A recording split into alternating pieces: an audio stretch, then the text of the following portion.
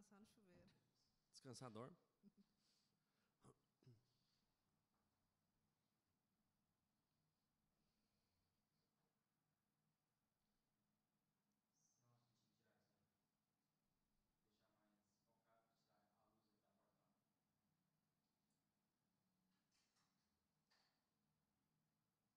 Cada dia, né? É, estoura, né? Fazer assim, nós vamos ter que improvisar um blackout pra pôr de fora, sabe? Tipo uma lona. Pegar aqui as lonas do Moreira. Não, só pra fechar a luz, né? Uma cortina, né? Aí ela fica... É. Fica o blackout e fica o acústico também. Uhum. Pronto, tá pronto. Então bora. Marca aí.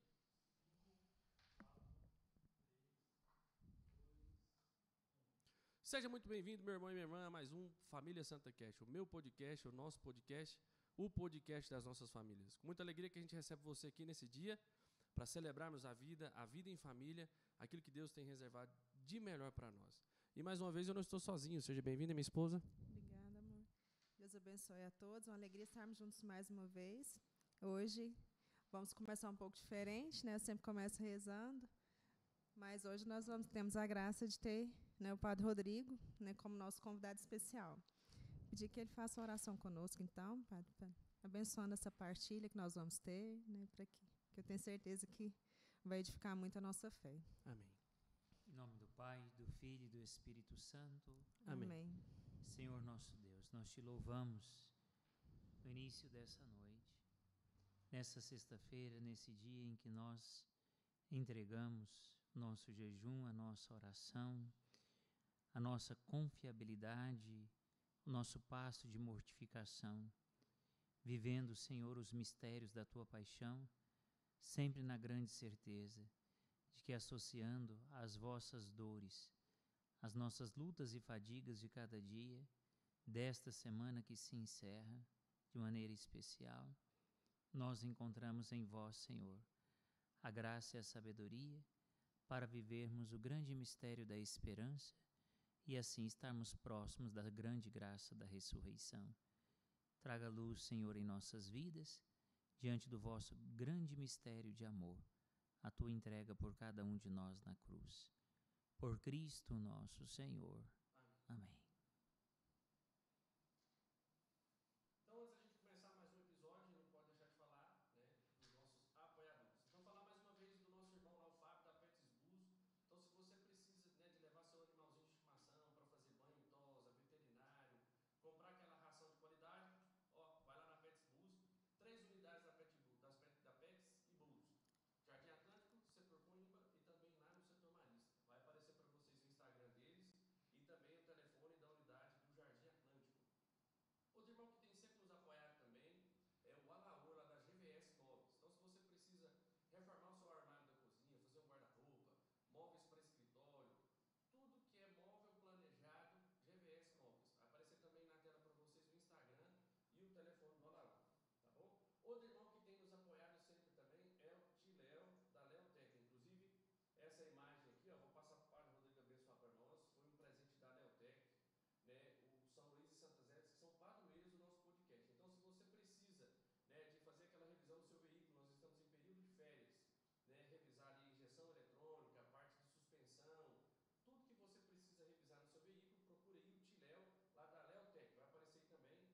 Já vou passar aqui para o Padre Rodrigo. Padre, abençoe para nós a imagem e essa bênção que possa chegar até lá, a Leotec, né, lá no Tiléo. Em nome do Pai, do Filho e do Espírito Santo. Amém. Pela imposição das minhas mãos sacerdotais, pela intercessão dos santos esposos Luís e Zélia, sobre essa imagem, sobre a Leotec, sobre as nossas famílias que rezam conosco, que nos acompanham, sobre todas as famílias que vierem a esse podcast, possam viver a grande experiência da família Martã.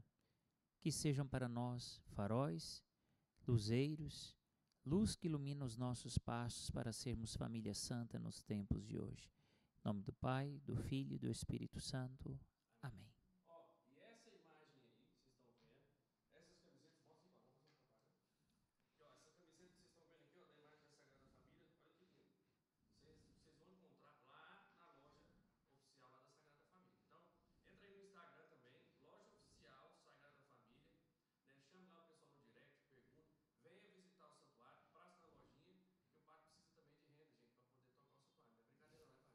Então, ó, loja oficial Sagrada Família. Camisetas lindas, imagem também muito bela. Tudo que você precisa, né, de artigo religioso você encontra lá na loja da Sagrada Família. Beleza? Seja bem-vindo, pai. Amém. Gratidão, Wesley. Muito bom, muita alegria, né, a gente poder receber o senhor aqui hoje. Já tentamos várias vezes, mas a gente sabe que a agenda do senhor é muito complicada, mas graças a Deus hoje deu certo. Graças a Deus aqui estamos. Pai, então para a gente começar, eu queria que o senhor falasse um pouco para nós. Vamos falar lá da infância do padre, quem que é o padre Rodrigo, né, se o senhor veio de uma família católica, como é que é, se o senhor foi um menino muito peralta, quem que foi o padre Rodrigo. Hoje nós vamos contar tudo do padre aqui, senhor. A Paula sabe algumas coisas, mas eu falei, não, deixa o padre contar para nós. Nasci numa família católica, meus pais se conheceram na igreja, na famosa Vila Operária, a igreja de Nossa Senhora das Graças. Meus pais eram de grupo de jovens e ali então eles viveram essa experiência do namoro e logo casaram. Somos 3 filhos, um no céu, 2 aqui na terra, e estamos aqui, vivendo essa experiência bonita de comunidade desde muito cedo. Como os meus pais se conheceram na igreja, como meus pais sempre viveram a fé católica, também dentro da igreja fomos criados. Lado materno são 7 irmãos, lado paterno são 6 irmãos. O lado materno, uma família que trabalha com têxtil. Então meus pais, como também todos os meus outros tios, tinham lojas de cama, mesa e banho.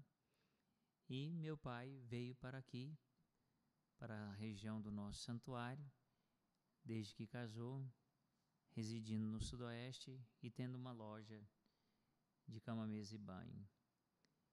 E assim, integrado na vida da comunidade, integrado na vida pastoral, grupo de jovens, grupo de oração, sempre foi a minha caminhada de cristão. Então, um jovem normal, que na vida da comunidade descobre também a vocação. Desde muito cedo eu queria ir para o seminário, mas meus pais não eram muito a favor de eu ir para o seminário. Nós éramos só 2, um já estava no céu, eu venho depois de 5 anos, então eu mais meu irmão mais velho temos uma diferença de 5 anos, porque aí nesse meio teve essa falta, né? Então nós tivemos a diferença de 5 anos, e eu caçulinha, sempre protegido, sempre mimado, sempre tendo tudo que queria. Aos 12 anos quis ir para o seminário menor, mas devido a toda essa história de morte, de sofrimento, de dor, de apego aos filhos, então meus pais nunca permitiram. E eu fui para o seminário então só depois que eu terminei a faculdade, no ano de 2001. Fui para o seminário no ano de 2001, 2005, no Réveillon, dia 31 de dezembro, ordenei a padre. Antes da gente chegar lá, padre, um pouquinho, só falar mais um pouco de como foi essa questão da descoberta da vocação do senhor. Em 12 anos, né, quando o senhor quis ir a primeira vez, depois, né, por todos esses motivos que o senhor explicou, o senhor não foi. E aí entra na adolescência, as coisas e tal. O padre Rodrigo chegou a namorar, não? Namorei muito. Muito? Muito. Era namoradão? Namorador custoso, avançado. O padre André brinca lá em casa, ele disse assim, acho que ele é o que mais pega pesado, né? Ele disse assim, ainda bem que o padre Rodrigo é padre e canaliza toda essa energia que ele tem para o sacerdócio. Porque se ele não fosse padre, acho que ele era um traficante. Ele pega pesado. Ele sempre fala, ele fala assim, é tanta ideia, tanta coisa, sai tanta coisa da cabeça dele, é tanta energia, ele inventa tanta coisa, ele faz tanta coisa, ele tem energia para tanta coisa que seria uma pessoa do mal. Mas essa é a visão do padre André, viu, gente? Não, né? Não é minha visão, não. E essa diferença sua do seu irmão, 5 anos, por exemplo, mesmo assim vocês conseguiram ser muito próximos? Ou seu irmão cresceu lá, o senhor cresceu para cá com outras amizades? Como é que era essa relação lá com o seu irmão? Eu sempre muito próximo. Uma das coisas, por exemplo, eu tinha o meu quarto, ele tinha o quarto dele, mas em ambos os quartos tinha 2 camas, porque a gente nunca conseguiu dormir separado. Lógico que tinha as realidades da diferença de idade, mas sempre fomos assim, muitos companheiros dentro de casa, muito companheiro na vida doméstica, mas não companheiro na vida, porque na vida a idade acabava que distancia, né? Quando eu estava numa fase da vida, ele estava em outra fase. Mas era ele que me levava para a escola, era ele que me acompanhava. Fomos sócios, né? Antes de ingressar na vida religiosa, como eu disse, só fui para o seminário depois de formado, então nós éramos sócios. Eu trabalhei muito tempo com uma empresa de digitação, naquela época se digitava muitos trabalhos, então eu tinha uma empresa de digitação com 2 outros amigos. Depois, então, fui trabalhar com o ramo de videolocadora, e aí nós éramos sócios. Quando meu pai montou uma academia para ele e para mim, então nesse primeiro momento também nós fomos sócios. Depois eu vi que não era nada que me apetecia, não me brilhava nos olhos, né? Então ele tocou sozinho, mas e depois então fui para o seminário e ele ficou cuidando de tudo, né? Porque eu fui para o seminário abruptamente. Era uma sexta-feira de carnaval, Dom Celso era meu diretor espiritual e não tinha nada resolvido. Dom Celso disse: olha, ou você aborta ou você aborta, ou você vai ou você vai, porque se você ficar buscando essas respostas para ir, você nunca vai ter coragem de ir, porque muitas das vezes a gente tem dificuldade de dar o nosso sim a Deus, porque nós estamos presos às coisas do mundo, apegos. Então eu já tinha carro, já tinha minha vida, já dominava o que eu queria, né? Profissionalmente estava caminhando, e caminhando bem, assim, à vista de muitos, né? Então, quando eu tomei essa decisão com Dom Celso, não foi uma decisão sozinha, foi numa sexta-feira de carnaval. Esse foi o ponto-chave, por exemplo, essa apertada do Dom Celso no senhor foi determinante para o senhor ir para o seminário? O senhor considera? Assim, falando da vocação, o senhor vai pensando, o senhor teve lá os 12 anos, né, depois caminhou para o outro lado, profissionalmente ia caminhando, né, aí provavelmente as dúvidas. Quando que foi o ponto-chave? Falou, não, eu tenho que ir, minha vocação é essa, isso aqui que eu estou vivendo não é o que Deus quer para mim.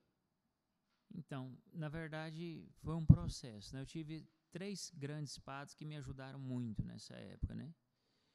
O padre César, que era o pároco, então ele me ajudou muito. Depois tinha o padre Félix, que já veio a falecer, que tinha uma amizade muito grande comigo, porque na verdade ele foi o nosso primeiro pároco aqui no Sudoeste, né? Então, o padre Félix era muito meu amigo e eu tinha muito carinho por ele, e nós dois éramos muito próximos, porque ele é um missionário italiano, então ele tinha as suas missões e ele sempre contava muito com a minha ajuda. E um grande padre que me ajudou muito a dar esse empurrão foi o padre José Ailo, porque o padre Félix, o padre César e o padre José Ailo estudaram juntos no seminário, então os 3 eram próximos. E esses 3 sacerdotes me ajudou muito. O Dom Celso foi aquele que diz assim: Rodrigo, não tem jeito, ou é agora, né? É uma oportunidade. É a oportunidade, você precisa tomar essa decisão. Porque era uma decisão que tinha ela no coração, mas tinha as coisas que amarrava, né? Como, por exemplo, empresa no meu nome, contas a pagar, duplicatas, funcionário. Então tinha compromisso aqui fora, tinha tudo isso. Então, de repente, foi uma decisão nesse sentido, de precisa ir.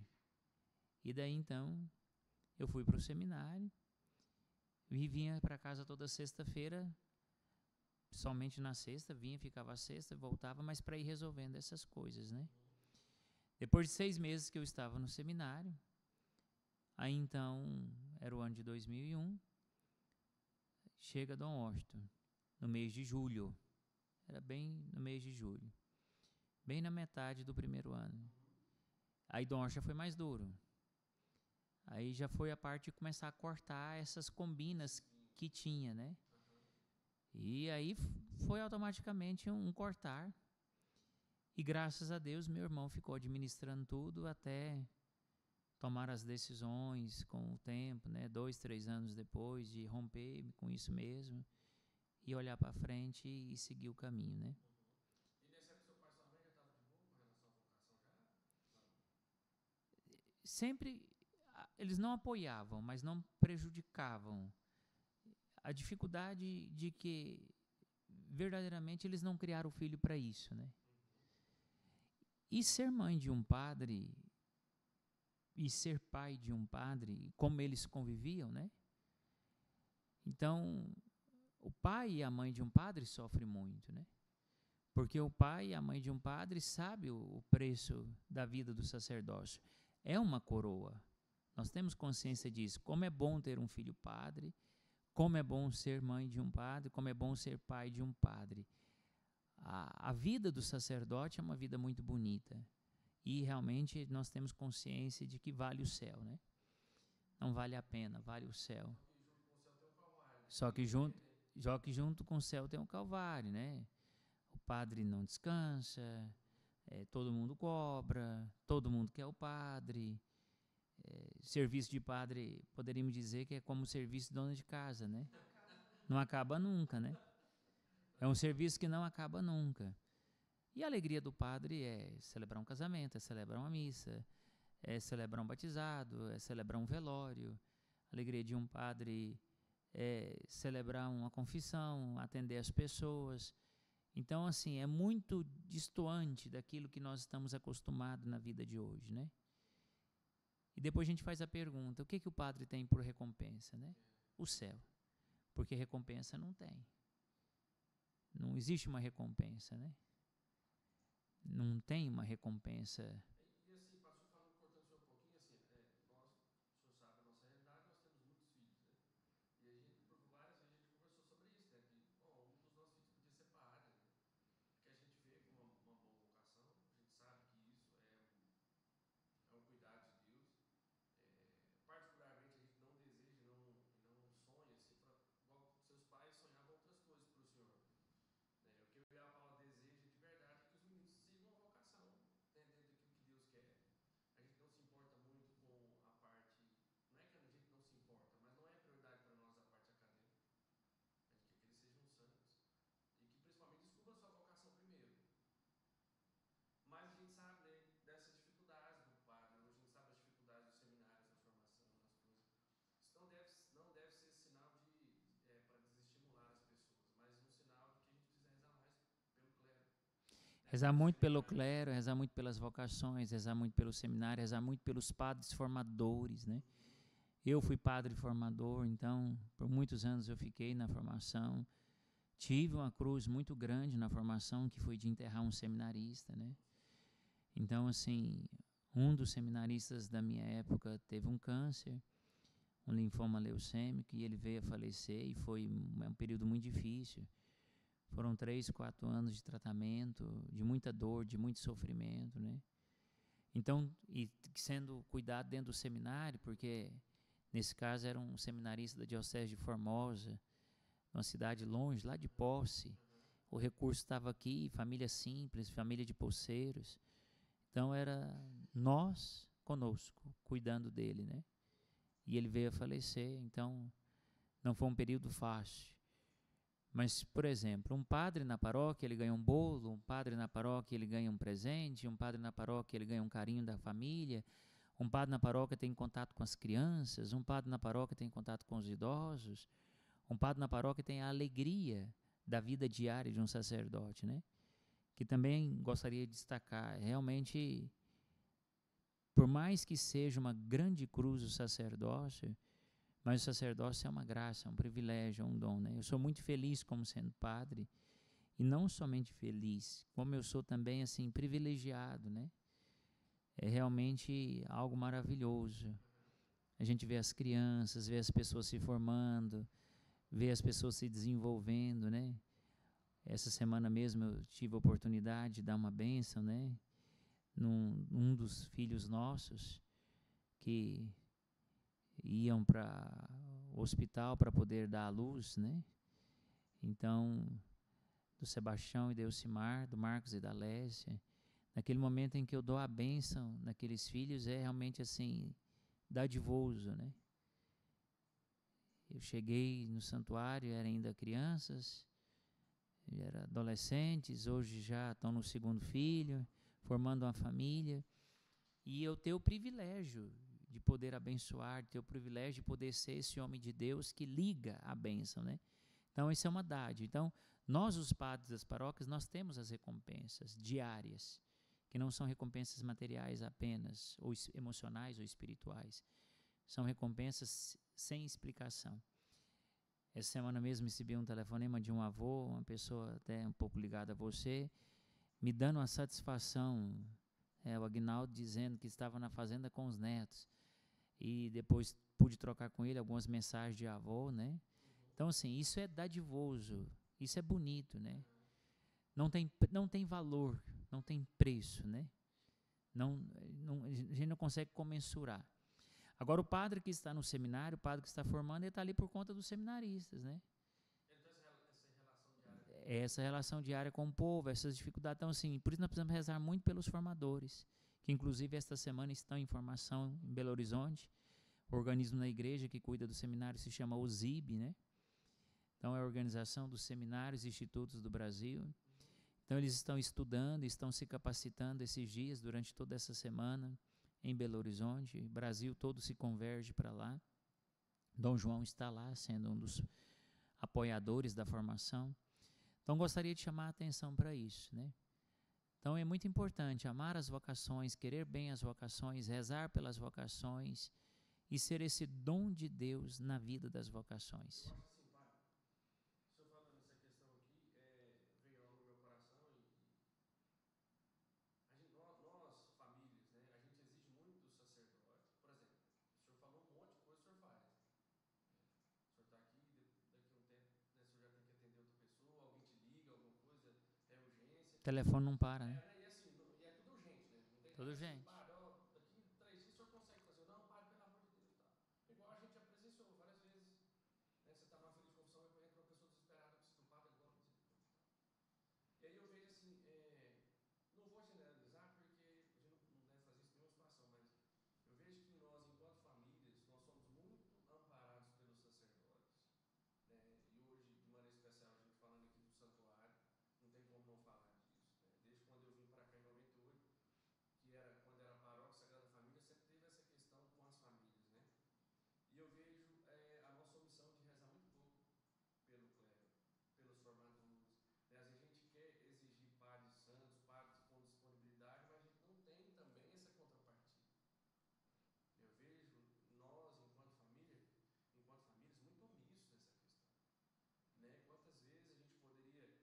Você vê em alguns lugares, mas assim, não vou fazer aqui uma novena só para rezar para o seminário. Família se reunindo mesmo, todo dia, rezando ali o texto, que seja intercedendo pelos padres, porque se a gente, enquanto família, não tiver esse suporte, e aí a gente pode ir além na questão de Jesus Eucarístico, que depende do sacerdote com misericórdia de Deus. Então, tudo está ali em volta de uma paróquia, do santuário que a gente tem essa graça aqui. E eu vejo mesmo o quanto nós somos omissos, o quanto a gente precisa rezar. Porque é igual o senhor está falando, o senhor está mostrando duas realidades diferentes. Uma de quem está aqui na ponta, com o povo, que de certa forma, mesmo que pouco, mas recebe uma dádiva ali, um bálsamo, né, de poder estar com o povo, dando uma bênção e tal. Mas e quem está lá atrás na retaguarda? Formando o próximo padre para ir para a linha de frente. Aí não pensa isso. Dom João escreveu uma frase, eu disse uma frase que se tornou um pouco famosinha essa semana, que ele diz isso: aonde tem um povo, merece um padre. Porém, e esse povo está rezando pelo padre? Então. Essa é a pergunta, né? Aonde tem um povo, merece um padre. Mas a pergunta é essa: e o povo está rezando pelo padre? E o povo está promovendo um padre? Não, essa é uma questão mesmo. Por exemplo, o senhor pode perguntar no santuário mesmo, nas missas de domingos, que são as missas mais... Vamos colocar que as missas de semana são os paroquianos, né, que é o povo que o senhor vê ali todo dia, né, e tal, que vai mais. Mas no final de semana a gente vê um número de pessoas maior e pessoas diferentes do que habitualmente durante a semana. Se a gente perguntar para o povo não reza. Nós não rezamos como deveríamos pelos padres. E aí eu vejo essa questão, por exemplo, se a gente quer algo de qualidade, se a gente quer algo que dê fruto, a gente precisa interceder também. E basta a gente ver um padre cair, ou a gente ver um padre fazer alguma coisa que a gente não gosta, né? Que a gente logo questiona, tem um monte de gente, né? logo condena, logo julga. Mas aí volta a pergunta: o que eu fiz por aquele padre que pisou na bola? Para acolher, né, amparar, rezar por ele. O que eu fiz, né? Então isso chama atenção para a gente, né? E assim, como estamos falando dessa questão do sacerdócio, né? Eu penso muito nisso, porque assim, todos nós somos frágeis, todos nós somos pecadores, todos nós somos humanos, né? Uhum. Amanhã pode ser eu. Então, enquanto está dando fruto, é muito bom. Mas o dia que não der fruto, e a fraqueza, a debilidade, a velhice, chega para todos, né? Nós estamos agora, por exemplo, como o senhor Lino, que já está aí no alto dos seus 95 anos, que está sendo cuidado no seminário, né?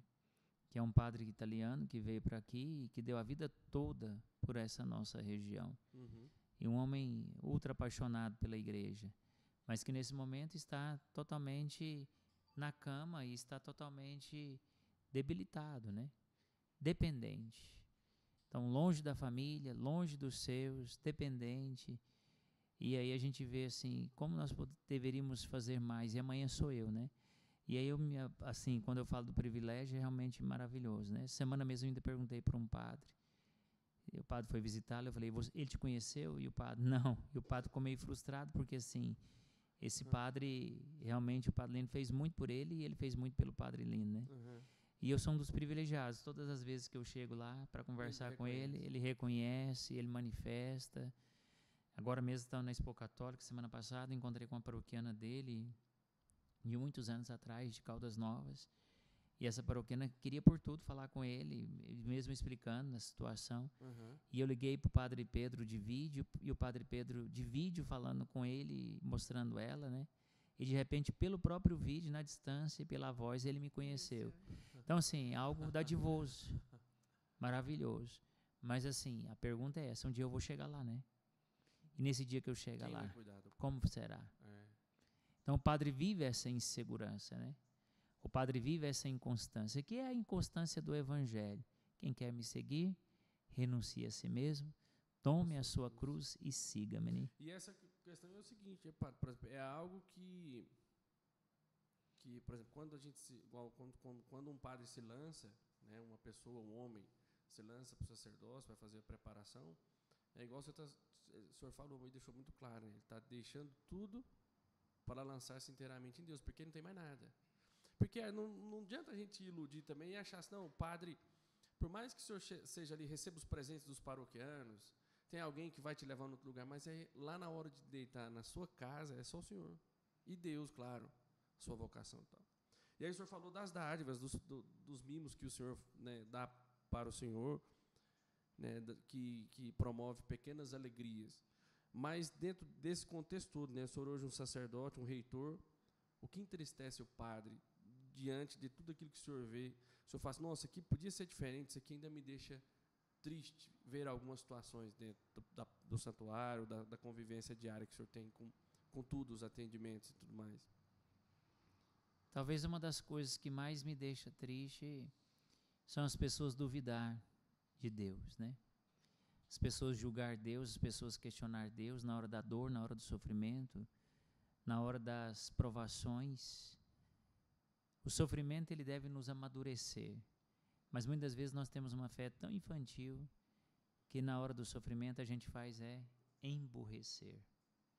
Então, uma das coisas que realmente me rouba a paz é naquelas oportunidades que os santos tanto nos ensinam, e nós que temos um grande relicário, nosso santuário, que o maior tesouro do relicário do nosso santuário não é a diversidade de santos, não é porque temos muitas relíquias, não é porque somos privilegiados nisso ou naquilo, não.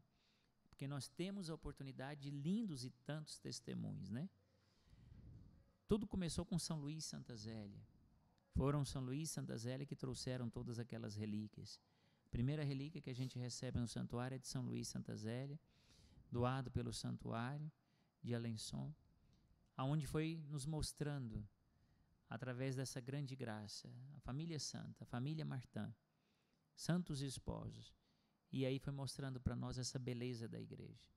Então, quando a gente olha para a vida dos santos, a gente entende que todos eles, passando pelo sofrimento, passando pela dor, passando pela cruz, encontraram a luz. E hoje uma das coisas que mais me entristece é isso, quando a gente vê a cruz, quando a gente vê o problema, quando a gente vê a dor que bate na nossa porta, ao invés da gente se amadurecer, ao invés da gente ter fé, ao invés da gente crescer, né? O que a gente faz? A gente empaca com Deus.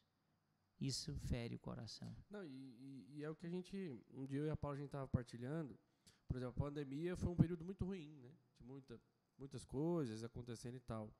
E aí, às vezes, a gente perguntava naquela época, será que depois dessa pandemia nós vamos sair um povo mais firme, mais orante, ou vai acontecer conosco o que aconteceu na Idade Média, na peste negra, povo europeu, né, que viveu aquilo tudo e depois virou um povo perdido, frio, né, e eu vejo que nós, né, isso se concretizou, porque eu vejo hoje um povo muito ansioso e um povo frio, medroso, duvidando de Deus o tempo inteiro, porque as pessoas pensam assim, não, Deus não precisava ter deixado vir uma pandemia dessa para nós.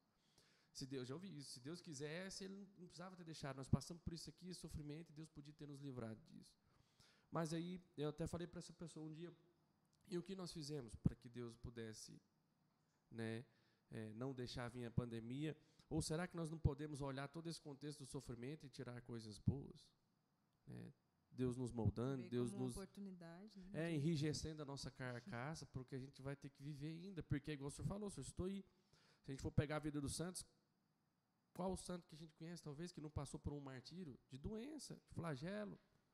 Família Martã, né, Santa Zélia morreu com câncer, São Luís demente. E olha o exemplo, o modelo de família que é para nós, essa família. E a gente quer, né, viver a santidade com a conta cheia no banco, fazendo 2, 3, 4, 5, 10 viagens por ano. Não que isso não seja permitido, você entende, padre? Mas assim, as pessoas querem olhar para aquilo e ver que isso é suficiente para elas. Se ela passa um sofrimentos em um negócio ali, Deus não me ama, Deus não me quer, estou desamparado. Por que comigo? É. Por que eu não mereço? Né? E assim Então, vai esse sofrimento, esse questionamento. Né? Então isso assim realmente mexe comigo e me chama a atenção. Também outra coisa que me entristece muito é essa questão da justiça, né? Porque a gente vê assim, diante do campo da justiça, sendo pai, né? Sendo responsável pelo santuário, a gente vê assim, pessoas pagando tão caro para ser de Deus, né? Como nós tivemos aí um caso agora há pouco, né? De um casal que veio aqui para fazer um programa e de repente se envolve num acidente voltando para casa, e um casal passa por tantas provações, por tantas dificuldades, por tanta luta, por tanta dor, por tanto sofrimento, né? Por tanta perda. E de repente o outro irmão com a conta gorda, né? Então, e diz ser irmão, né? E vê a dor do outro. Então, nós precisamos entrar nisso, né? No campo das dores mesmo, né? Às vezes a gente reclama, toma remédio para tudo, nessa questão aí da indústria farmacêutica, tem remédio para tudo, né? Tem solução para tudo, tudo está à disposição, né? Eu não posso sequer sentir um mínimo de dor, né? Mas de repente eu vejo uma criança, como ontem, celebrava a Santa Missa por uma criança chamada Ana Laura. Ana Laura viveu 90 minutos. Nossa. 90 minutos. Semana passada, celebrava pelo Emanuel, filho de um casal de servos do santuário, da pastoral de rua. O Emanuel nasceu, em poucos minutos, morreu. Então, essa sensação de justiça, de repente eu tendo que ficar como sacerdote, gastando horas e horas e horas e horas para colocar na cabeça de um jovem que ele não pode tirar a vida dele, ou que ele não pode se cortar, né? Lógico que cada um merece seu respeito, cada pessoa, mas diante de uma criança que vive 90 minutos e de uma família que está ali sofrendo em prantos por passar por uma circunstância dessa, por que eu tenho que gastar um dia todo para poder ter que explicar para um jovem que ele não pode tirar a vida dele? Então, essa sensação de justiça que a gente vai vendo acontecer na vida dos filhos, né? Então, isso também nos faz sofrer, como padres, né? Como sacerdotes. Padre, e aí, né, como o senhor falou lá no início, que o padre André fala que o senhor tem uma mente maravilhosa. Pensa, muito criativa. Né? O senhor já tem quantos anos de santuário? 8 anos. Depois de 8 anos, que o senhor pensa ainda daqui para frente, o senhor olhando agora para a realidade do santuário, basílica, né? O senhor pegou uma paróquia, santuário, basílica. O que são os sonhos do senhor para o santuário? O que o senhor espera ainda alcançar como reitor? A gente sabe, lógico, que tudo é no tempo de Deus, tudo dentro daquilo que Deus quer, né? Tem a questão da hierarquia da igreja. Mas o que o senhor ainda sonha? O que o senhor tem aí de carta na manga para o santuário? Né? Se o senhor puder falar um pouco dos projetos, né? Daquilo também no âmbito familiar. O que passa nessa cabecinha? Tudo é família, né? Uhum. Essa campanha que nós estamos tendo do ar-condicionado, a gente vai vendo a qualidade das celebrações, né? Com certeza. Brinco, por exemplo, até o próprio Paderazzo que grita tanto, né? Quando a gente vê uma celebração com ele feito dentro do ar-condicionado, fica mais sereno. O grito diminui, fica mais sereno, as crianças correm menos, o ambiente fica gostoso. A missa cansada, a missa difícil e cansativa de domingo 3 horas da tarde, não para o povo, mas para o padre, que já celebrou 3 da manhã, que já trabalhou a manhã inteira, que tem uma missa 3 horas da tarde, que atendeu confissão do meio-dia às 3, né? Então a gente vê ali uma igreja totalmente climatizada, uma igreja gostosa, prazerosa, um ambiente que te leva a realmente compenetrar-se no sagrado, né? Então são muitas coisas. Do ponto de vista material, pagar o ar-condicionado, né? Não chegamos nem a 40% ainda do pagamento do ar-condicionado, precisamos pagar o ar-condicionado, trocar as telhas, porque as telhas a gente pode, agora que está sem o forro, a gente vê o tanto que as telhas estão danificadas, né? Parte das telhas já soltaram todo o isopor, muitas telhas emborcadas, furos muito grandes, né? Então não adianta nada colocar um forro naquela circunstância. Depois o forro, para poder viver aí essa experiência do invólucro, né? Uma igreja com um forro bonito, um forro que realmente nos abraça, né? A igreja precisa ser esse casulo, a igreja precisa ser esse abraço. A gente precisa entrar numa igreja e a igreja precisa realmente nos preencher, nos involucrar, né? Depois, eu tenho um sonho de ter um espaço para velório, que eu acho que é uma dimensão muito importante do que se diz da família, né? Esse dado da morte. A igreja sempre cuidou da morte, né? É papel da igreja cuidar da morte. Eu não sabia, né? Pode ter santuários assim? Sim. Então penso num espaço para uma sala de velório. Eu penso talvez num espaço que a gente vê acontecendo muito ali com aquela tenda na praça, de encontros de famílias, né? Ali a gente vai vendo que nesse exato momento tem um chá de revelação, tem uma festinha, tem um parabéns, tem ali um bolo, tem uma partilha, né? Então nós precisávamos ter um espaço, não um salão de festas, não. Nós precisávamos de ter um recôncavo. O senhor sabe que o senhor está falando é interessante. Eu até falei com as pessoas que têm dinheiro. Falei, cara, vocês que têm dinheiro, às vezes empresário com oportunidade mais de investir, por exemplo, hoje a gente vê os jovens e até nós, como famílias, com poucas opções para sair na rua, né? O senhor sabe que hoje, às vezes, nenhuma pizzaria você pode ir direito, dependendo do lugar, né? Estou falando de coisa simples, uma hamburgueria, alguma coisa. E montar um espaço dele ali para que, por exemplo, no santuário, além das missas, por exemplo, se tivesse um lugar à noite para você comer um sanduíche, uma pizza, com a música católica cristã rolando ali, como, né, o Eros fez em BH, que era o Barzinho de Jesus, essas coisas, eu acho que seria muito interessante de todas as formas. Essa parte já está saindo, com aquele prédio novo que nós estamos fazendo, que está ali ao lado do centro catequético. Então ali sobra mais 3 andares, ali nós vamos ter um espaço para cowork, onde as pessoas vão ter oportunidade do trabalho. Isso é bom demais. E vamos ter ali também um largo interno, né? Penso de batizá-lo de Largo de Nossa Senhora Desatadora de Nós. E ali nós já vamos ter agora preparado mais 4 pontos de alimentação. Olha que beleza. Então será uma praça de alimentação dentro do prédio, fazendo ali um prolongar do que nós temos hoje, a lanchonete e o bistrogonofe. Então nós teremos ali mais 4 pontos. Nós vamos ter uma loja de açaí, nós vamos ter um pastel, nós vamos ter uma pizza e nós vamos ter um café. Um café. Café mesmo, uma cafeteria. Uma cafeteria. Então nós teremos esse espaço ali. Já está bem adiantado. não posso falar data, mas acredito que uns 60 dias, 90 dias no máximo, a gente já consegue dar esse Que passo, né? Ó, gente, e aproveitando aqui, voltando aqui no ar-condicionado, você que está nos assistindo, nos acompanhando, né, você que gosta de ficar no arzinho condicionado, bonitinho, paróquia, assistir a missa tranquila, tem que ajudar, meu irmão. Não adianta só a gente falar que é bonito, ver o padre ralando para pagar e a gente cruzar os bracinhos e ficar, né, em berço esplêndido. Então, R$1.500 a cota ainda, padre? R$ 1.500 a R$1.500. cota, pode ser dividida em várias vezes, tem várias formas de você contribuir. Pix, boleto não, né? Mas Pix, Boleto. também, pai? Pix, boleto, cartão de crédito, então você paga de uma Cheque vez, paga em 10 pré-datado, vezes, promissório. promissório. Então estamos fazendo qualquer negócio, meu irmão. Importante é ir lá e comprar sua cota.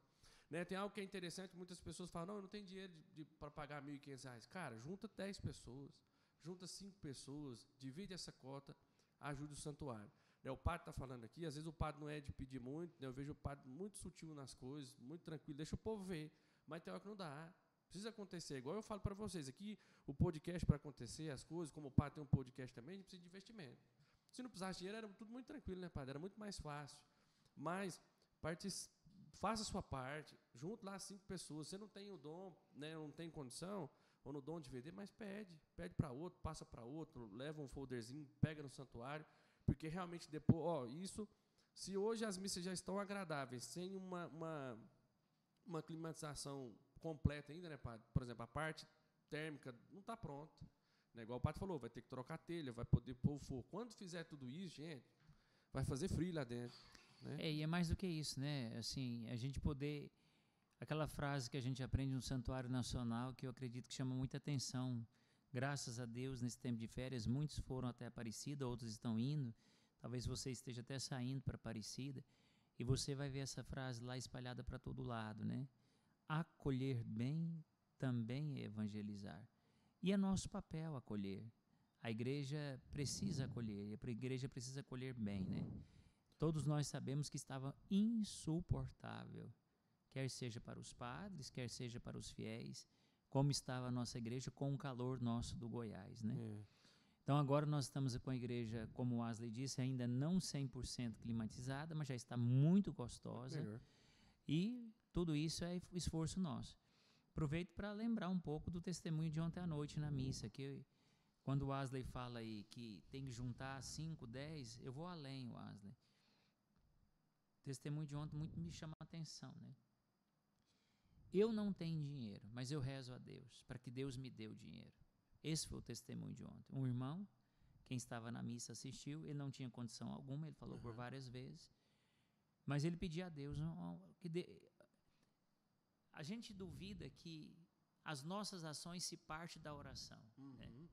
Tudo na vida é oração. Para mim ter um bom relacionamento com a esposa, eu preciso estar em oração. Para mim ter um bom relacionamento com meu filho, eu preciso estar em oração. Para mim ser feliz no meu emprego, eu preciso estar em oração. Para mim ganhar dinheiro, eu preciso estar em oração. Para me ajudar a igreja, eu preciso estar em oração. E ontem a gente viu um testemunho muito bonito, né, do Marcondes e da Adriana, aonde ele realmente disse para Deus: Senhor, eu quero ajudar, eu quero me comprometer, sou dizimista fiel dos meus 10%, já devolvo meus 10% para Deus, preciso desse mais agora, e eu sei que o Senhor pode fazer. E ele começou a entrar em oração.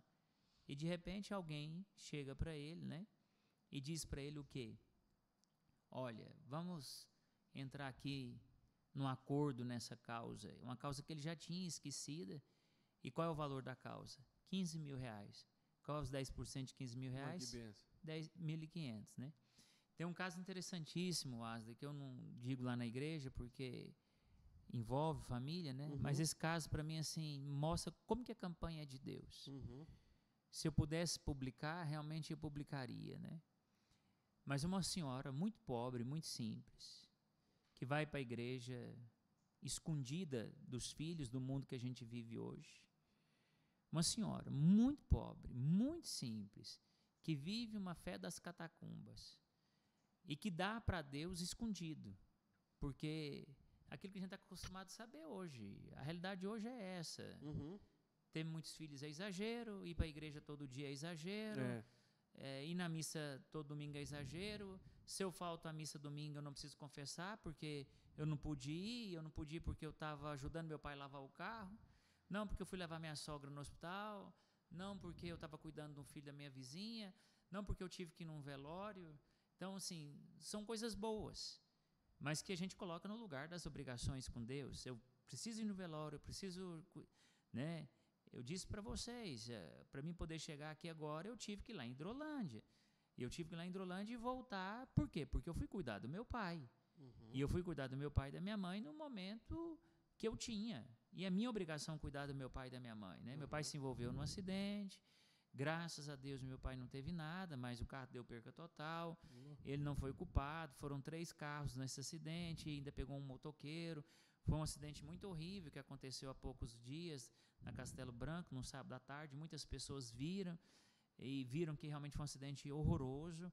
E meu pai era o principal, porque foi um jovem que atravessou o sinal vermelho. O primeiro que ele pegou foi meu pai. E depois, então, houve esse efeito dominó, esse efeito cascata, né? Então, assim, meu pai ficou muito prejudicado com esse acidente, emocionalmente. Depois ele já não estava legal, depois veio uma pneumonia, e aí nós estamos nesse tempo vivendo terrível, que a gente sabe que pneumonia mata, e nesses dias pneumonia não está brincadeira, e ele acabou pegando uma pneumonia, então meu papai ficou muito fragilizado. Graças a Deus, já se passa aí 21 dias, e ele está levantando e está ótimo, né? Graças a Deus. Mas ainda precisa de ajuda. Então, nesse exato momento, fui fazer minha obrigação com ele, mas não deixei de celebrar a missa. Não deixei de atender as confissões. Não deixei de honrar com compromisso de gravar, estar aqui levando o podcast na sua casa. Então, essa é a nossa vida. Então, quando eu estou dizendo isso, para dizer da atitude do Marcondes e da Adriana. Eu rezo. E eu sei que eu tenho fé. E Deus vai me dar esse dinheiro e eu vou comprar a cota do ar-condicionado. E comprou. É isso, né? Então, isso é muito bonito, isso não tem valor, né? E aí essa senhorinha que queria muito ajudar, não tinha condição alguma. E a própria filha que briga com ela para não ir na igreja, a própria filha que questiona, a própria filha que briga, de repente chega para ela e fala para ela: mãe, eu quero te dar um presente. E a filha, de repente, chega para a mãe e dá para ela o quanto? R$1.500. Olha aí. Dá para ela R$1.500. E aquela senhorinha que não tinha condição alguma de comprar a cota do ar-condicionado. Ela falou: padre, o senhor vai me desculpar, mas agora eu tenho. Aí eu vejo, é Deus. Porque humanamente você podia falar para ela: não precisa, né? Sua condição é isso, assim, mas é difícil. Tem um testemunho de uma pessoa que eu chorei ontem com ele, né? Ele chorou muito e ele disse assim: padre, eu não dou conta desse testemunho. Eu falei para ele que ele vai dar esse testemunho, né? Eu me emociono de falar, né? Mas é o Elton. O Elton não teve pai. O Elton não teve mãe. Não, o Elton é diferente, mãe. E essa semana o pai dele chegou para ele e falou: meu filho, eu nunca te dei nada, eu quero te dar um presente. E aí a irmã dele ligou para ele e disse assim: ó, meu pai quer que você venha aqui. E o Elton foi lá na casa do pai, né? A mãe já morreu, foi lá na casa do pai levar um presente pro pai. Para quem não conhece a história do Elton, o Elton foi menino de rua. Uma situação terrível por causa dessa história, desse desamor e tudo mais. E o pai dele essa semana deu para ele um presente que nunca deu. Meu filho, como eu nunca te dei nenhum presente nos seus aniversários, eu quero te dar um presente. E um homem muito simples, um idoso, condição difícil, tirou R$100 do bolso e deu pro filho. Nossa, olha. E o Elton entrou em pânico, né? Ele começou a chorar na frente do pai, não dava conta. E aí abraçou o pai, começou a beijar o pai, e o pai não entendia esse beijo, né? E o pai dele falou a frase: meu filho, eu queria entender esse Deus, eu queria entender essa fé sua, eu queria entender esse amor, porque eu só te desamei. Nossa. E você me ama desse jeito. E aí o Elton falou: padre, eu não dou conta desse testemunho, né? Estou até adiantando aqui. E aí o Elton falou para o pai dele, falou: pai, esse dinheiro não é meu, mas eu recebo. Esse dinheiro vai para a igreja porque eu estou comprando uma cota do ar-condicionado, e esse dinheiro vai lá para os 1.500 do ar-condicionado. Então, eu disse para ele assim: você tem que dar esse testemunho. Não, padre, eu não dou conta. Eu falei: você tem que dar esse testemunho. Por que tem que dar esse testemunho? Por causa da palavra que você acabou de dizer, sem a gente combinar e sem você saber dessa história. Qual foi a palavra que você usou? Cura. Então, meus irmãos e minhas irmãs, esse ar-condicionado, o cuidar da comunidade, o receber o centro, o fazer a experiência, como diz o Senhor dos Exércitos, para que os reservatórios do céu se derramam sobre nós, e que a gente não acredita, e que a gente não é capaz de entender, como Elton não foi capaz de entender, como Marcondes e Adriano não foram capazes de entender. O Senhor nos faz entender, e aí a gente enxerga que nós estamos no caminho certo. E o El está passando assim, por uns momentos de cura tão profundos na vida dele, por toda a disposição dele. Né? Então, assim, não vou ficar rasgando elogio para ele aqui, não, porque ele sabe, né, o quanto ele é um cara humilde, o quanto Deus tem feito. Quando ele gravou conosco aqui, pá, acho que ele, não sei se, acho que ele já me falou, compartilhou isso com o senhor, não lembro.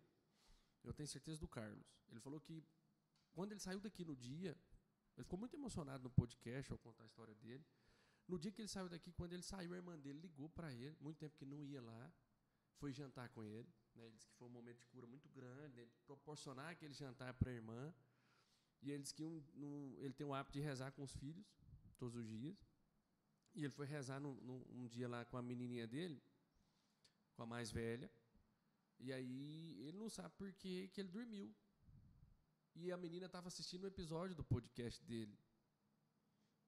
E ele disse que quando acordou, eu me emocionei, quase chorei, morri de chorar quando ele falou isso para mim. E aí ele falando que quando ele acordou, pá, a menina dele estava fazendo carinho na cabeça dele. E falou para ele assim, ele falou assim, o que está acontecendo e tal? Ele falou, eu estou te amando, pai, porque sua mãe não te amou.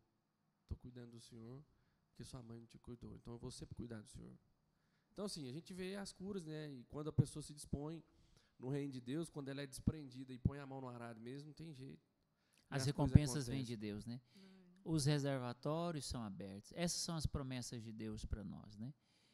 Então, você ajudar o santuário e você se comprometer com essa obra de evangelização, que é a nossa Sagrada Família, faz acontecer realmente o inverso na sua vida. É você quem recebe. Você dá, mas é você que recebe. O Largo das Famílias, tornar cada vez mais um espaço de família, de encontro, né? Um espaço de celebração, de acolhida, ver os nossos filhos fazer a experiência da praça, né? Uhum. Então, isso é muito bacana. Nessa questão do que se tange da adoração perpétua, quem sabe futuramente, se Deus vai nos dando saúde, e também a igreja confirma a minha presença, né? Quem sabe a gente tem uma comunidade contemplativa, né? Ali muito presente conosco. Talvez um Carmelo, um convento, alguma coisa. Então, isso está nas mãos de Deus. Essa questão da escola, que graças a Deus, com o apoio do nosso querido arcebispo, com o apoio do nosso querido padre Luiz Henrique, tem dado seus passos, é muito importante para nós. Depois, outra coisa também assim que me chama muita atenção, que nós podemos ter ali no santuário à disposição das nossas famílias, né? Esse ambiente lúdico que você diz, né? Aquilo que a gente começou lá atrás, a gente chamava de pulsar, né? Que era aquele momento onde os nossos filhos, os nossos jovens, as nossas famílias encontram um espaço gostoso e prazeroso para poder celebrar o dom da vida, né? Uhum. Preços acessíveis, ambiente bom, comida gostosa, ambiente agradável, o padre no confessionário, a missa acontecendo, a adoração acontecendo, a catequese acontecendo, as pastorais acontecendo, os movimentos acontecendo, os grupos de oração acontecendo. E uma coisa que tem dado muito resultado é a questão da PETA, né? Que é esse projeto empreendedor do nosso santuário, que realmente essa semana foi também formidável, porque, por exemplo, nós tivemos uma pessoa essa semana que ela ganhou em um dia R$360. Nossa! Porque a cada saco de peta que a pessoa vende, ela ganha R$120. E ao ganhar R$120, imagina que salarão que dá. Não, muito bom, ué. Então, uma pessoa essa semana conseguiu vender 3 sacos em um dia. Então, essa questão da pastoral do empreendedor, né? Onde eu consigo compreender que o meu maior, o meu melhor empreendimento sou eu e minha família. Uhum. esse empreender o reino de Deus, né? Então, também, dentre os sonhos, né? Diminuir as cestas básicas e dar a dignidade do trabalho. Acho que isso é formidável. Isso é demais. Então, estamos no caminho certo. E tudo aquilo que o Espírito Santo de Deus vai realmente trazendo, né? Uhum. Prezo muito por esse lado cultural, prezo muito por esse lado socioeducativo, né? Então, tenho trago essas mostras, exposições, trazendo essa oportunidade de ajudar as pessoas a crescer, né? Mentes e guarda-chuva só serve se a gente abrir. É isso. Antes do padre continuar aqui, eu tenho mais 2, 3 assuntos para falar com o padre rápido aqui, para a gente já ir vamos colocar para a segunda parte do nosso podcast. Mas eu não posso também deixar de, mais uma vez, falar dos nossos apoiadores. Então, eu queria falar mais uma vez do nosso irmão lá, Eduardo, da Azuri Motors. Então, se você, né, quer colocar seu carro para ser vendido, às vezes não tem tempo de ficar ali anunciando essas coisas, pode deixar lá em consignação na Azuri Motors. Eduardo, eu fui lá na loja deles, é um ambiente muito seguro. Quase em frente ali o Flamboyant, uma loja top, organizada, de primeira categoria. Então, quer vender seu veículo em consignação, quer vender seu veículo, quer comprar um veículo, quer trocar seu veículo, procure lá o Eduardo da Azuri Motors. Outro irmão que nos ajuda sempre também, que está aqui na produção, é o Rodrigo Roncolati. Então, o Rodrigo, ele mexe com ele é estrategista de marca. Então, você precisa reinventar a sua marca, né, se posicionar melhor aí nas redes sociais, criar algo novo, se posicionar, mostrar realmente aquilo que é a sua empresa, o seu negócio, você mesmo, né, falando de marketing pessoal, procure aí o Rodrigo Roncolati. Vai aparecer também na tela aí o Instagram dele. Chama ele aí e manda um direct lá para a empresa dele. Outro irmão que também sempre nos apoia é o Igor Santarini. O Igor, ele mexe com gestão de tráfego pago, a empresa dele chama Identidade Mais. Então, se você precisa, né, criar leads para o seu negócio, dentro das redes sociais, não está sabendo como fazer isso, precisa gerir melhor essa questão do tráfego para a sua rede social, para o seu negócio, entre lá no site identidademais.com.br. Beleza? Padre, né, o senhor falou tantas coisas, agora a gente entrando na questão dos movimentos, né? Hoje a gente sabe que o santuário ele é muito dinâmico, atende diversos públicos, né, dos jovens, né, vários grupos de orações, né, e tudo mais. E eu queria que o senhor falasse um pouco da importância da comunidade mesmo, da nossa comunidade hoje, né, para as famílias, para o santuário, né? Que relevância tem hoje a gente ter esse grupo de oração ali na quinta-feira, há muitos anos, né, atrelado ao grupo de oração, depois, né, na inspiração do Carlos e a Cíntia veio a comunidade. Como o senhor enxerga isso hoje, o grupo de oração, pro bem do santuário? O que a gente consegue, de alguma forma, contribuir hoje, né, para esse santuário enorme, com a diversidade de pessoas, né, muitos indo, outros voltando e tudo mais? Uma igreja, ela é uma coxa de retalho, né? A igreja, ela não pode ser um pano tecido. Uhum. Ela é uma coxa de retalho. Muitos membros, um só corpo. Muitos dons, um só Espírito. Uhum. Então, tudo é importante. E tudo tem a sua importância. Nós não podemos pensar que uma pastoral, um movimento, um grupo, ou A ou B, é mais importante. Como também a gente não pode pensar que só aquele grupo está certo ou só aquele grupo não está certo. Mesmo que um grupo em algum momento não esteja certo, ele é importante, né? A igreja é isso. Na igreja há uma diversidade de carismas, né? Isso é do ponto de vista espiritual. Uhum. Do ponto de vista da brincadeira, a gente pode dizer que a igreja é um presépio, né? Tem do burro ao menino Jesus. Mas é importante o burro também. Com certeza. No presépio, né? São Francisco quis pôr lá, né? Então a gente precisa entender isso. A igreja é também esse presépio na questão da brincadeira, né? A comunidade Família Santa, ela tem a sua relevância porque ela se trata desse assunto tão importante, família, né? Uhum. E o santuário é o quê?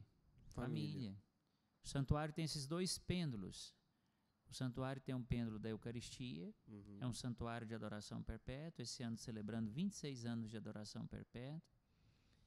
E tem o outro pulmão, que é a família. O santuário respira com dois pulmões. família e Eucaristia, a Eucaristia e a família.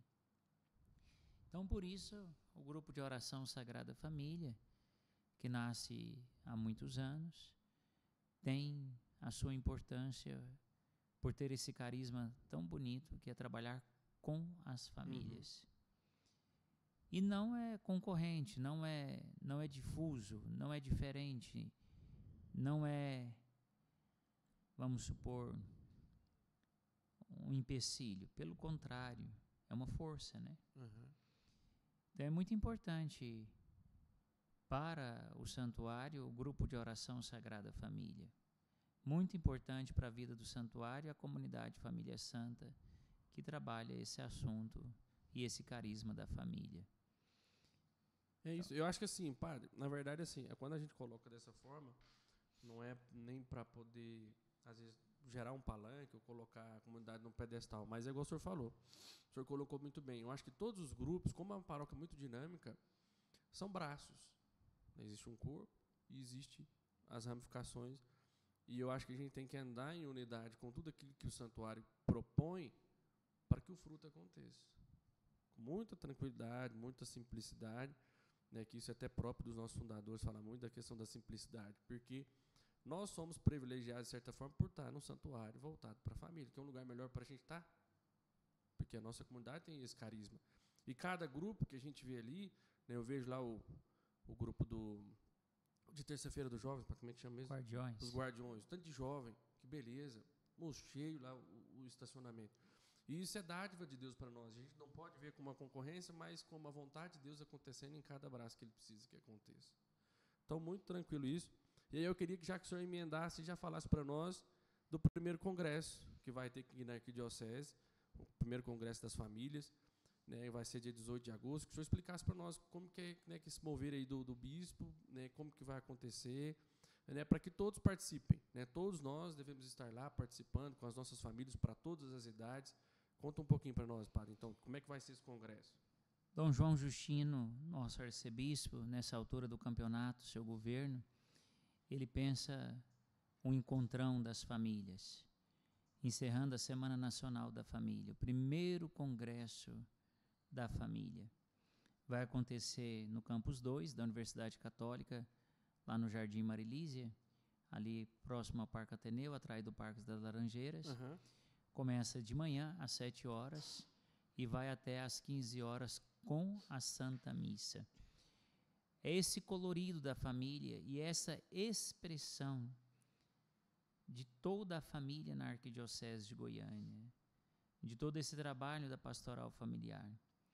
Então, a comunidade Família Santa, a parte da dimensão da família da comunidade Luz da Vida, a parte da dimensão da família da comunidade Shalom, pastoral familiar, o Ovisa, que é um movimento que se chama Orientação para a Vivência Sacramental da Igreja, os ECCs, o Encontro de Casais com Cristo, a parte da família da RCC, da Renovação Carismática Católica, um grupo forte de família na nossa igreja que se chama Equipes de Nossa Senhora, um movimento de família que se chama Ágape e tantas outras expressões de família estarão unidas. Esse rosto da família da Arquidiocese de Goiânia em unidade, um verdadeiro Pentecostes de família. Então vamos nos organizando. Dia 18, lá no Campus 2 da Universidade Católica, da PUC, não terá taxa, será um encontro aberto para toda a família, para crianças, para jovens, para adolescentes, para o papai, para a mamãe, para o vovô, para a vovó, para o viúvo, a viúva, para toda a expressão de família, reunidos, celebrando esse congresso arquidiocesano das famílias. E esse congresso é para todas as paróquias da nossa arquidiocese. Então, se você conhece uma família que está na nossa arquidiocese, você conhece uma dimensão de um trabalho com família, você que está aqui na comunidade Família Santa, você que está tendo a oportunidade de assistir esse podcast, Família Cast. Lembre-se, divulgue esse encontro, divulgue esse primeiro congresso. Ontem mesmo eu mandei a carta do congresso, vocês devem ter recebido nos grupos. Se não prestar atenção, abra o documento, abra, entenda e vamos então dar corpo a esse primeiro congresso das famílias. O que o arcebispo quer com esse congresso? Ele quer compreender o trabalho da dimensão da família na Arquidiocese de Goiânia. Nosso bispo é novo, acabou de chegar, e o bispo vem fazendo muitas coisas bonitas. Muitos de vocês participaram e viram o trabalho tão bonito feito com os jovens no encerramento da Lexio Divina, que aconteceu da Jornada da Juventude. Agora chegou a vez das famílias. Então vamos participar nesse dia com muito amor. Já vamos preparando, levar o nosso lençol, fazer o piquenique, organizar um almoço. Vamos adquirir as coisas lá, os que quiserem, vamos levar de casa, mas é um dia sem custo, é um dia sem pensar em dinheiro, é um dia sem pensar em estrutura, é um dia de viver a beleza da família no parque. E assim vivemos essa experiência bonita de sermos Sagrada Família nos tempos de hoje, a nível de Arquidiocese de Goiânia. Com as nossas camisetas, as camisetas do seu grupo, do seu ministério, a camiseta da Comunidade Família Santa, como o Asley e a Paula está aí com a camiseta do nosso santuário. Então, vamos vestir a camisa e vamos lutar pelas famílias. Amém, glória a Deus. Então, se você quiser mais informação, entra lá no Instagram da própria Arquidiocese de Goiânia. Né? Logo, um dos primeiros posts lá, tem um post explicando algumas coisas. Então, o importante é a gente, né, tirar o bumbum da cadeira e agir. Rezar, estar juntos, em comunhão.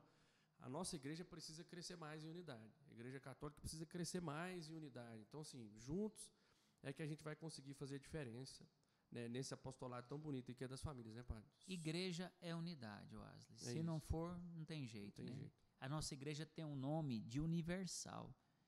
Universal não é a igreja que existe aí. Igreja universal é a igreja católica. É isso. O nome católico significa universal. Então, essa universalidade da igreja é muito bonito, é importante, é valorável, é belo o carisma da comunidade Família Santa. Mas, além da comunidade Família Santa, nós temos muita coisa bonita na vida da igreja. E nós precisamos conhecer tantas coisas bonitas que tem na vida da igreja. Isso não nos ameaça. E isso não é insegurança para nós. Isso não é pular de galho. Isso não é mudança. Isso é crescimento. Isso é unidade, é comunhão. É a alegria de sermos a beleza da igreja. Então tem muita coisa bonita na igreja. E dentre as coisas bonitas na igreja, temos a comunidade Família Santa, temos o nosso grupo de oração Sagrada Família, mas precisamos alargar os nossos olhos e até, porque senão, se tornar cada vez mais belo e sólido esse sonho de Deus, que é a comunidade Família Santa. Nós precisamos resgatar isso aqui na Arquidiocese, padre. Era tão bom quando tinha os rebanhões, né? O Serra Dourada, cheio. Né? Então, assim, todo mundo, todas as paróquias, assim, a caravana, né? Da paróquia tal, bairro tal. Então, assim, enchemos o Serra Dourada. Pois é, ué. Era muito belo. Torcida de Deus começou em Goiânia. Então, que é hoje uma grande expressão nacional que acontece em Belo Horizonte, começou em Goiânia. E a gente viu muito tempo isso acontecer, né? No início da renovação carismática, com o padre Jones, com o padre Eduardo, né? O Cáter Filho ajudando, né? Enchia o Morumbi de gente. Nós vimos agora, recentemente, na Canção Nova, mais de 200 jovens. 250 mil Então, jovens. aí, o que nós estamos esperando? Gente, vamos agir. Eu acho que a gente precisa, né, fazer com que a Arquidiocese de Goiânia se movimente novamente e a gente juntos é que a gente vai conseguir esse movimento, fazer crescer de novo. Um último assunto que eu queria tocar com o senhor, que eu acho que é algo que a gente não pode deixar de falar, que eu acho que particularmente é um dom do senhor, que eu não sei se eu posso falar apostolado, como é que é a questão das relíquias, pai. Eu acho isso fantástico. Tem gente que não acha, que não gosta, fala de idolatria, essas coisas e tal, mas eu particularmente acho maravilhoso a questão da abertura que o senhor tem, os contatos, por exemplo, para fazer vir uma imagem peregrina como veio de Nossa Senhora de Lourdes, por exemplo, algo que a gente não vê comumente. Não são todas as paróquias que têm esse Nunca acesso. tinha acontecido no Brasil durante Então, toda essa vida olha da só. igreja. Nunca tinha. Foi a primeira vez que a imagem de Nossa Senhora de Lourdes veio ao Brasil. E dessa especificamente, de Nossa Senhora de Lourdes, eu tenho um testemunho para contar, vou falar de primeira mão, né? E foi na vigília, mas assim, estava sofrendo muito com a questão da ansiedade, muito mesmo, por muito tempo. E quando a imagem passou, ela passou, a gente não sabia que caminho que se orientar na igreja. Sei que a gente ficou no lugar certo. E o senhor passou na frente, e a Paula falou para mim assim, ela pediu duas coisas, uma eu não lembro, mas agora ela falou assim, eu pedi para Deus, para ela cuidar da sua ansiedade. Eu falei, eu também pedi. Padre, e graças a Deus... Que ela estava trazendo a sua cura. Foi. Nunca mais eu tive crise. E assim, algo tão natural, que esse dia para trás que eu falei para Paulo, Paulo, parece que sumiu. Ficou tudo muito mais leve, mais, assim, mais natural as coisas que me causavam as crises e tal. E eu vi isso e queria que o senhor falasse, porque eu vejo isso como um dom. Não é todos os padres que a gente vê com essa disponibilidade, e Deus provê para o senhor o acesso que é impressionante. Né, como Carla Cutts, né, São Luís e Santa Zélia, o Ítalo vir aqui, que é um cara maravilhoso, as coisas. Então, assim, a gente faz, cara, de onde o padre consegue essas coisas? E, às vezes, cai assim para o senhor, assim, que às vezes eu acho que nem o senhor não acredita, né? Fala, cara, como que isso veio aqui? Deus. Então, a questão das relíquias, toda basílica, né, precisa ter um relicário. Uhum. É natural, né? A basílica é uma igreja onde tem um conjunto de altares, por isso a gente tem os altares laterais, o altar de Santa Diana, o altar do Venerável Mateus Talbote, o altar de São José Moscati, o altar de São José Maria Escrivá, o altar da Misericórdia, o altar da Humildade, o altar do Carla Cutts, o altar de Santa Dulce, o altar da Perpétuo Socorro, o altar de Santa Teresinha, o altar do Padre Pio. Então, todos esses conjuntos de altares é que dão o nome basílica. Uhum. Basílica é uma reunião de altares, é um conjunto de altares. E na basílica é um lugar privilegiado onde as pessoas peregrinam e lá encontram os tesouros. Então, assim, não é invenção do Padre Rodrigo. Uhum. E quando a pessoa não consegue entender que talvez as relíquias cheguem até a ser uma idolatria, é porque, na verdade, a pessoa não sabe o tesouro, né? Nós não, na nossa cultura ocidental, e assim, vamos ser muito honestos, né? Nós somos, para não dizer outra palavra, mas nós somos muito pouco inteligentes quando se trata do assunto da cultura e da universalização da humanidade. Uhum. Nós somos uma cidade que não tem nem 100 anos. Então, que igreja histórica, que igreja bonita, que corpo de santo, que coisa maluca nós temos em Goiânia. Então, isso é difícil para nós, né? Por exemplo, nós temos lá no santuário a relíquia da Santa Cruz, nada menos, nada mais, assinada pelo cardeal Carlo Maria Martini, que foi um dos maiores cardeais da história da igreja de Milão. Uhum. Então, um documento assinado por ele. Eu dizia essa semana à TV do Pai Eterno, acredito que só o documento assinado pelo Carlo Maria Martini já é uma relíquia. Sem falar da relíquia, né? Uhum. Então, para dizer um pouco disso, então, é um milagre, né? É um milagre. Eu, humanamente, como você mesmo usou essa expressão, Padre Rodrigo, o senhor acredita nisso, né? Eu dizia isso ainda antes do título de Basílica, que Deus tinha muitas coisas para o nosso santuário. Eu dizia isso várias vezes, né? Quando acontece o Santuário Sagrada Família, acontece por causa daquilo que é natural. Não fui eu quem criei o santuário, não é força minha.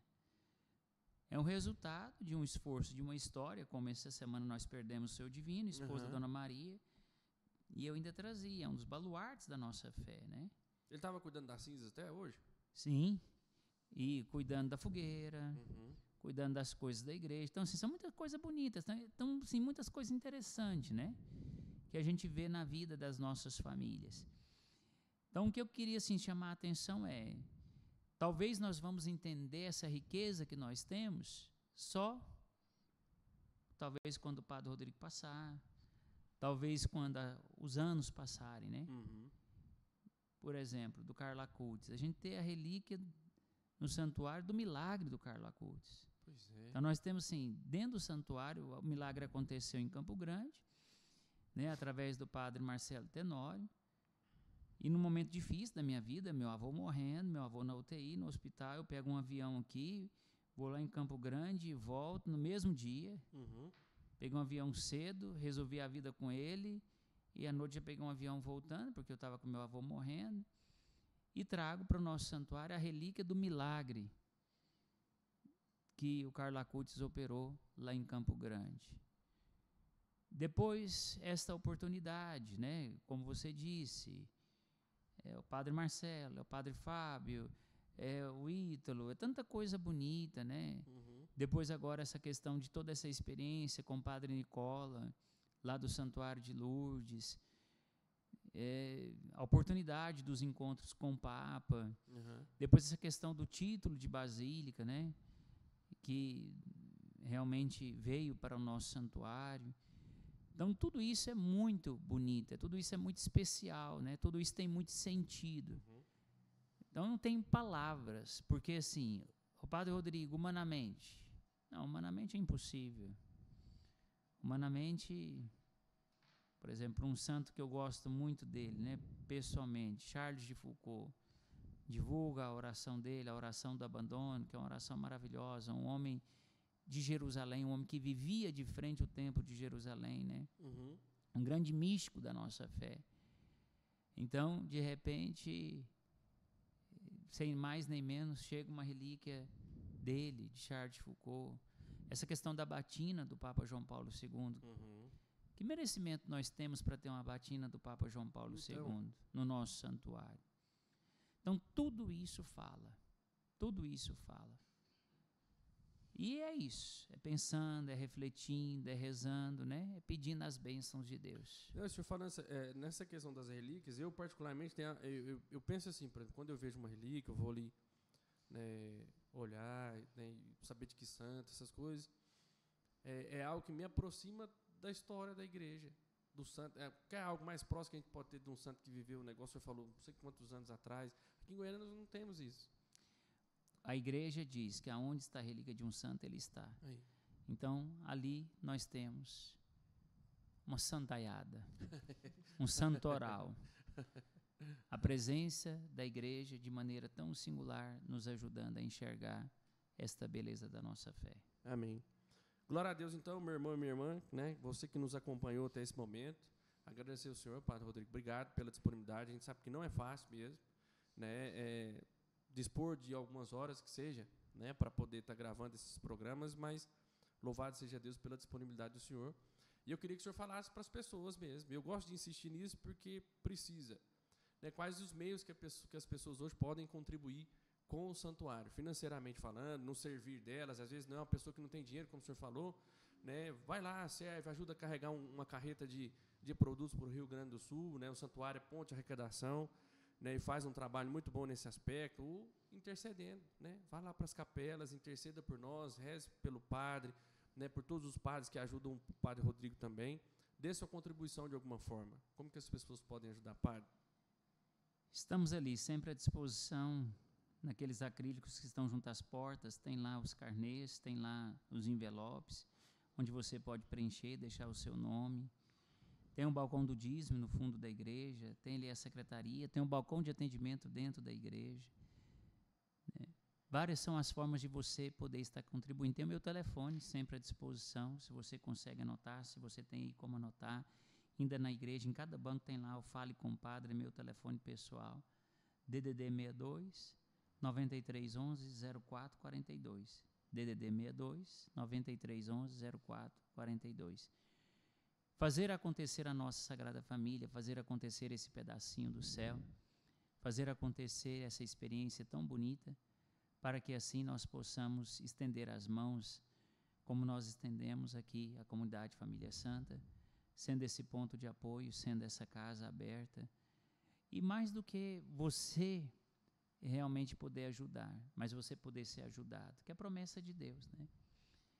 Faça a experiência, diz o Senhor dos Exércitos, e você vai ver as comportas dos céus serem derramadas sobre a sua vida. Acabamos de ver o testemunho aí da Adriana, que você também, né, Adriana Marcondes, o Elton Marielle, tantas pessoas, que você faça essa experiência também na sua vida, e você vai ver como Deus é fiel.